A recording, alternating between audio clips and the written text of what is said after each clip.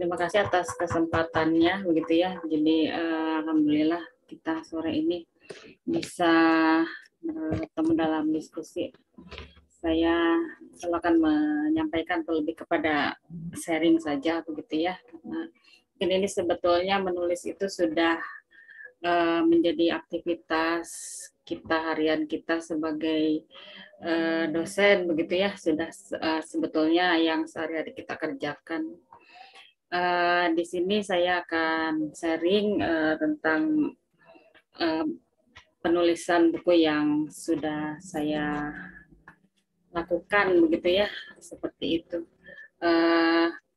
Jadi sebetulnya awal mulanya saya di bidang perumahan permukiman ini sebetulnya ya kenapa menulis, begitu ya, karena suka melihat atau mengumpulkan bahan-bahan ajar, tapi bahan-bahan ajar itu seringkali tidak menjadi sesuatu literatur yang terkumpul. Kadang file itu misalnya kadang pada saat dibutuhkan kita tidak tahu di mana, gitu ya. Jadi sebetulnya mulai dari hal-hal sederhana itu saja, gitu ya. Dan sebetulnya materi itu kan ketika kita mengajar jadi banyak, gitu ya, banyak materi. Nah, dari situ saja. Dan kebetulan pada saat itu pada tahun 2015 ada hibah teks penulisan buku, gitu ya, dari UPI. Nah, di situ mungkin awalnya seperti itu. Nah, kalau misalnya kita lihat bahwa jenis-jenis buku itu ada apa saja, gitu ya, dan buku ajar dan referensi itu masuk kemana.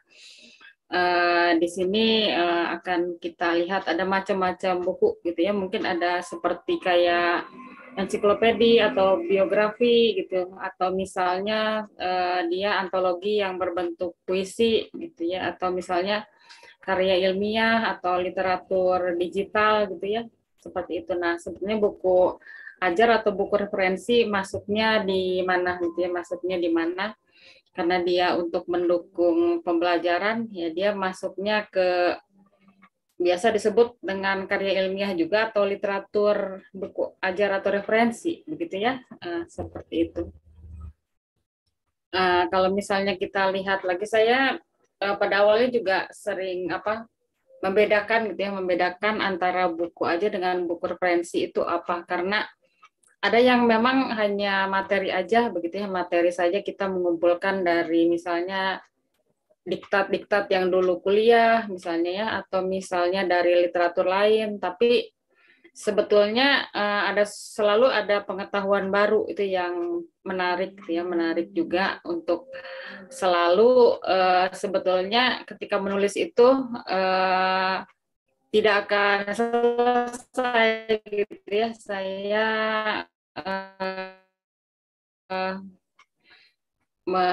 seperti yang akan selalu ada hal yang baru, tapi itu memang ya pada saat keputusan mencetak itu ya kita cetak saja, nanti begitu ada hal-hal baru kita akan bisa mencetaknya pada kesempatan berikutnya, misalnya cetakan yang berikutnya, begitu. Kalau dilihat buku yang khusus untuk pengajaran ada jenis-jenis, ada 4 jenis misalnya, monograf, buku ajar, buku teks atau referensi, atau diktat. Nah, ini yang banyak mungkin kita akan temui ya, kayak diktat, gitu ya, diktat kuliah. Saya juga itu menggabungkan itu dalam buku ajar, kayak misalnya diktat dari Unpar, gitu ya. Saya ini pernah dapatkan, itu sebetulnya banyak pengetahuan yang penting, gitu, tapi ya sayang sekali mungkin ya namanya dosen arsitek, gitu ya, suka sibuk gitu barangkali. Nah, saya kebetulan suka menulis, gitu ya. Jadi saya juga menggabungkan yang hal-hal seperti itu, selain dari misalnya materi dari literatur dan dari hasil-hasil penelitian. Kalau monograf itu khusus dari hasil penelitian kajian tertentu. Kalau buku ajar misalnya dia memang fokus kepada pengajaran dan banyaknya teoretik. Kalau buku referensi, nah ini mungkin dia kalau dilihat dari pengertiannya dia banyak memasukkan unsur-unsur penelitian baru, gitu ya. Bu Mila juga saya lihat itu ya banyak bukunya ya. Dan saya kebetulan pernah memegang mengurus perpustakaan, jadi saya sempat Bu Beta membeli gitu ya buku-buku. Nanti mungkin di diskusi bisa sharing gitu ya, barangkali ya jenis buku itu memang ada beberapa gitu ya. Kayak misalnya pada awalnya saya menulis buku strategi perencanaan perumahan itu sebetulnya masuknya kategori buku ajar, tapi ketika dicetak untuk yang cetakan kedua itu sebetulnya masuk ke referensi karena sudah apa ya istilahnya saya memasukkan hasil-hasil penelitian terkini gitu. Seperti itu. Kalau misalnya kayak diktat, nah ini mungkin yang memang dia dibuat gitu ya untuk mata kuliah tertentu di tempat tertentu begitu ya. Ini saya mungkin bisa di skip aja karena sebetulnya intinya halnya itu kita bagaimana menerbitkan buku itu sebetulnya kadang-kadang apa ya yang namanya tulisan itu mungkin sudah ada sudah banyak ya, tapi proses ketika menerbitkan misalnya ya menerbitkan atau hubungan dengan publishing, nah itu mungkin yang akan apa ya akan menjadi hal yang baru gitu. Nah itu saya juga ingat waktu tahun 2015 mendapat hibah penulis buku itu sebetulnya enggak ini juga ya 4 juta, jadi bukan hibah yang dari Dikti gitu ya. Nah itu juga sebetulnya saya awalnya ya pertama cetak aja dulu 2 juta gitu ya. Kebetulan saya di situ ada satu titik apa ya, ini kayaknya bukunya belum selesai ya nggak apa-apa dicetak dulu. Kebetulan ya habis gitu ya dicetak. Kemudian saya perbaiki lagi karena ya memang akan ketika menulis itu akan mengalami rasanya belum selesai, rasanya selalu ada pengetahuan baru. Misalnya kayak apa ya? Bab sektor perumahan informal gitu ya. Mungkin saya share atau tentang real estate gitu ya, pemahaman real estate.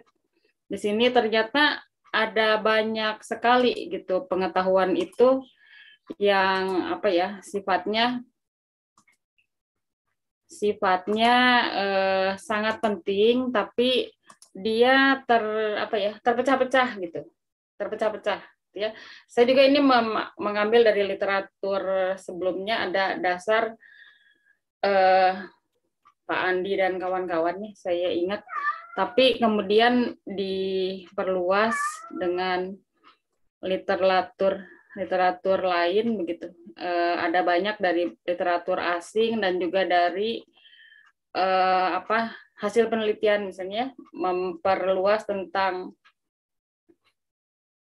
teori misalnya bagaimana komparasi antar nilai properti gitu ya, nilai properti.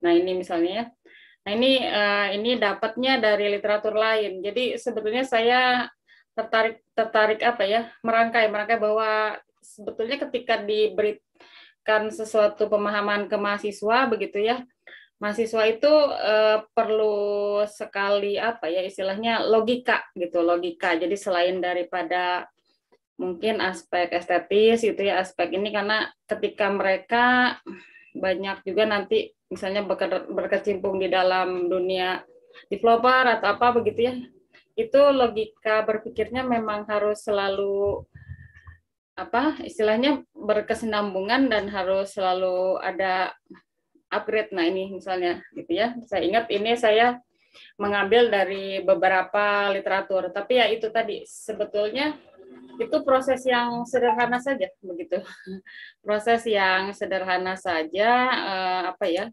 karena kita dalam kuliah memberikan kuliah itu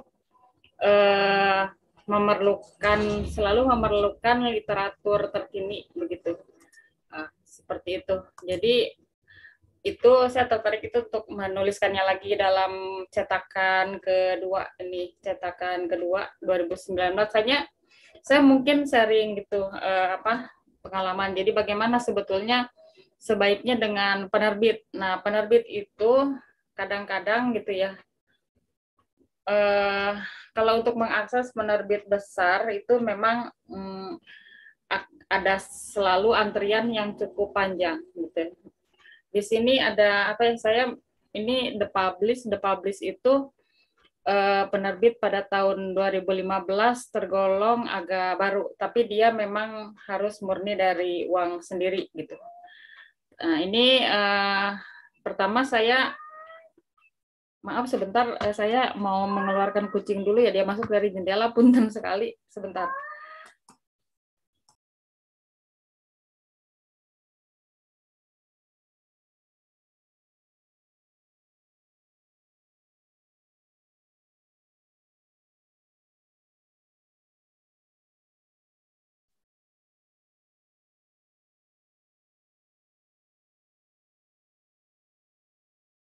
Maaf ya, kendala teknis apa? Silakan Bu Lucy.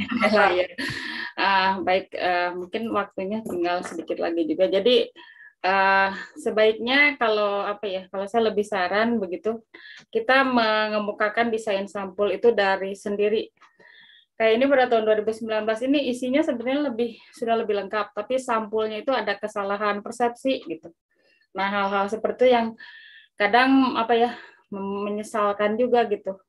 Seperti itu, ini literatur yang baru, jadi pengembangan banyak ke arah tipologi. Tipologi itu ya dari aspek kolonial, tradisional, kemudian informal. Jadi dia mendetilkan ke arah sana begitu.